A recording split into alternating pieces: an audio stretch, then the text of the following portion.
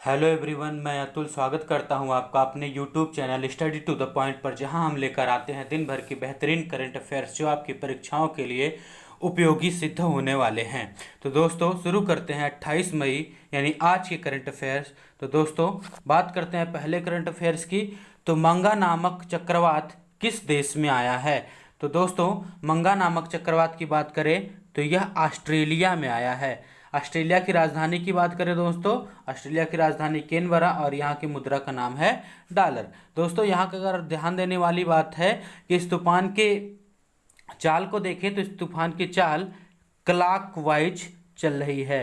तो दोस्तों तूफान दो प्रकार के होते हैं, यानी अगर हम पृथ्वी को देखें, पृथ्वी के उत्तरी गोलार्ध में जो तूफान आते हैं वो एंटी क्लॉकवाइज चलते हैं, यानी इस टाइप से चलते हैं, जबकि दो दक्षिणी गोलार्ध में आते हैं चक्रवात वो क्लॉकवाइज में चलते हैं। यानी मांगा जो तूफान है वो क्लॉकवाइज चलता है, जबकि अभी हाल ही में उत्तरी गोलार्ध में आया तूफान कौन? अम्फान।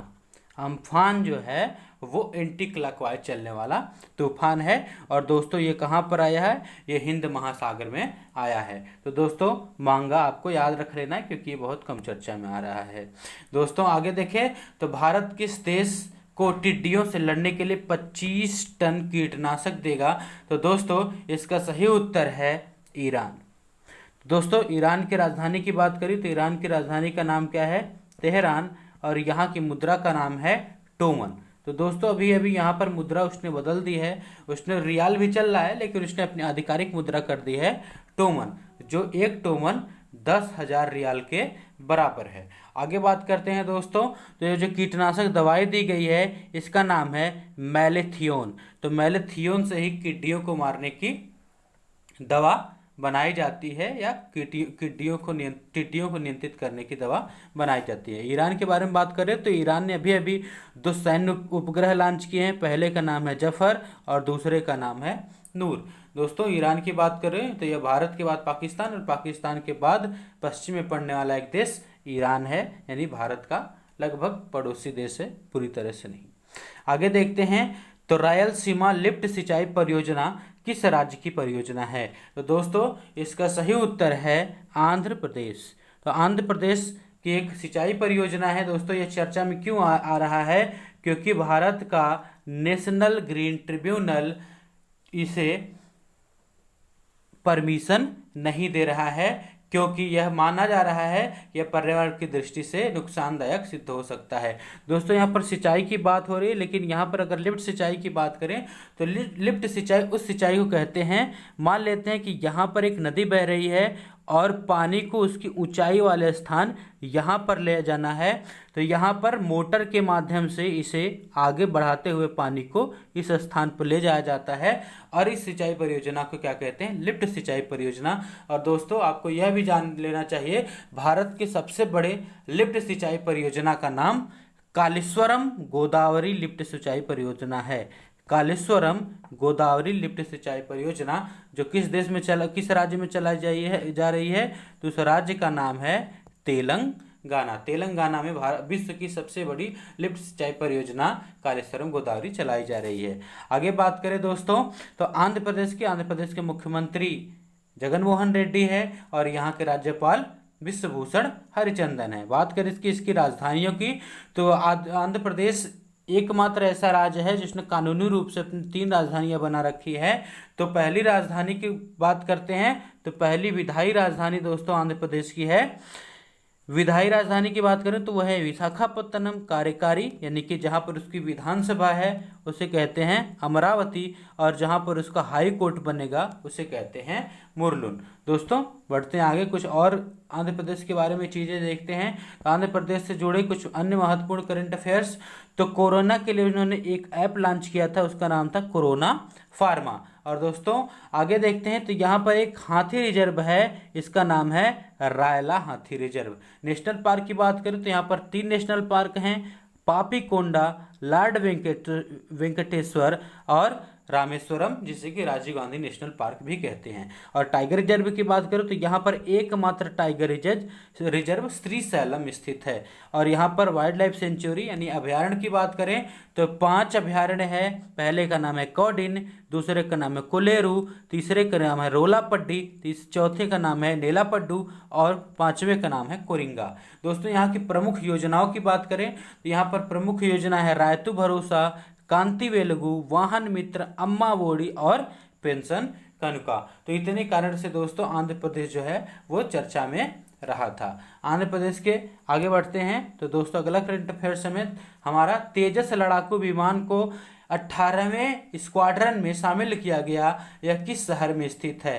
तो दोस्तों आपको पता है कि तेजस जो है वो एक प्रकार का स्वदेशी लाइट एयरक्राफ्ट यानी कि हल्का लड़ाकू विमान है जो 18वें स्क्वाड्रन में शामिल किया गया। और वह 18वां स्क्वाड्रन कहां पर है, कोयम्बटूर, कहां पर, तमिलनाडु में।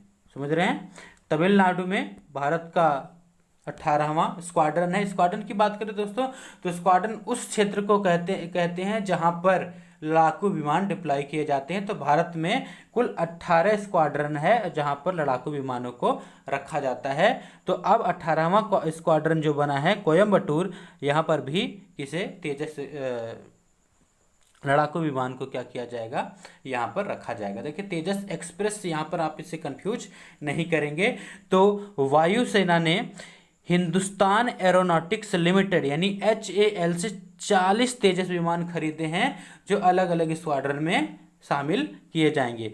और दोस्तों इस तेजस विमान को जो नाम तेजस दिया था वो किसने दिया था, अटल बिहारी वाजपेयी ने। आगे देखते हैं दोस्तों अगला करंट अफेयर।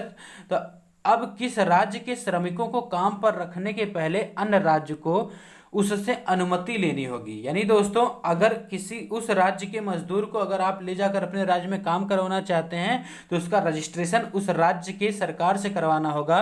तो ऐसा करने वाला राज्य कौन बना है, उत्तर प्रदेश। तो उत्तर प्रदेश के अगर मजदूरों को कहीं ले जाया जाता है तो जिस राज्य में वो काम करने के लिए जाएंगे उस राज्य का प्रशासन उत्तर प्रदेश से रजिस्ट्रेशन करवाएगा। दोस्तों इससे क्या होगा कि श्रमिकों को सामाजिक सुरक्षा मिल सकेगी कि जब भी चाहे श्रमिकों को अपने यहाँ से भगा नहीं सकते, कुछ कानूनी बाध्यता रखेगी हमारी उत्तर प्रदेश की सरकार। और उत्तर प्रदेश की सरकार के बारे में बात करें दोस्तों तो इसने रोजगार तथा बीमा के लिए एक माइग्रेशन कमीशन यानी कि प्रवासन आयोग का भी गठन किया है अपने श्रमिकों के लिए। दोस्तों आगे बात करें अगले करंट अफेयर्स की ओर। तो वादीरम किस देश में स्थित है। तो वादीरम दोस्तों एक बहुत ही बड़ा पर्यटन साइट है जो कि जॉर्डन में स्थित है। दोस्तों ये चर्चा में इसलिए आया है क्योंकि यहाँ पर एक शूटिंग करने की बात शुरू हो रही है और इससे प्रश्न पूछे जा सकते हैं कि वादीरम कहाँ का एक पर्यटन स्थल है। तो दोस्तों इसका नाम है जॉर्डन। जॉर्डन की बात करें दोस्तों तो जॉर्डन की राजधानी अम्मान है और वहाँ की मुद्रा का नाम क्या है, दिनार। सऊदी अरब की रियाद और मुद्रा क्या है, रियाल। इराक की बात करो तो यहाँ पर बगदाद है और यहाँ की मुद्रा भी क्या है, दिनार। और इजिप्ट की बात करें जिसे मिस्र कहते हैं, मिस्र की राजधानी क्या है, कायरो यानी जिसे हम काहिरा भी कहते हैं और यहाँ की मुद्रा का नाम पाउंड है। और दोस्तों वादी रम को एक अन्य नाम से जाना जाता है जिसे कहते हैं चंद्रमा घाटी या चंद्रमा की घाटी। अगले करंट अफेयर्स की बात करें दोस्तों तो कटकरी जनजाति किस राज्य में पाई जाती है। तो दोस्तों कटकरी जनजाति की बात करें तो यह गुजरात और महाराष्ट्र दोनों में पाई जाती है, यानी चौथा 1 और 2 दोनों।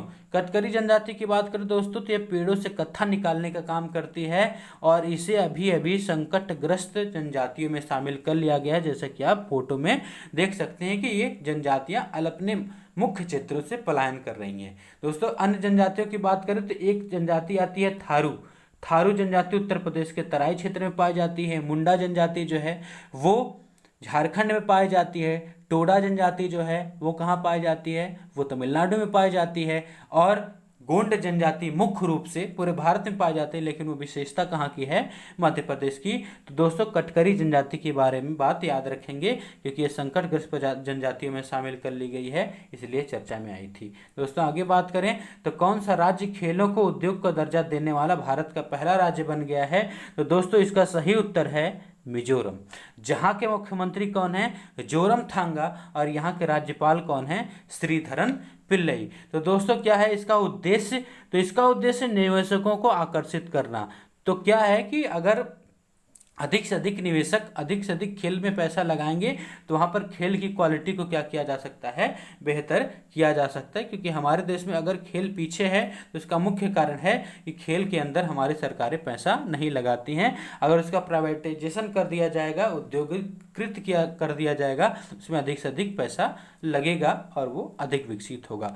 और यहाँ पर दोस्तों मिजोरम की बात करें तो यहाँ पर एक बड़ा प्रमुख वार्षिक त्यौहार मनाया जाता है जिसका नाम है चपचारकुट। तो आपसे पूछा जाता है चपचारकुट कहाँ का एक त्योहार है? तो आप बताएंगे मिजोरम। आगे बात करें दोस्तों तो बग बाउंटी यानी नगद इनाम कार्यक्रम का संबंध किससे है?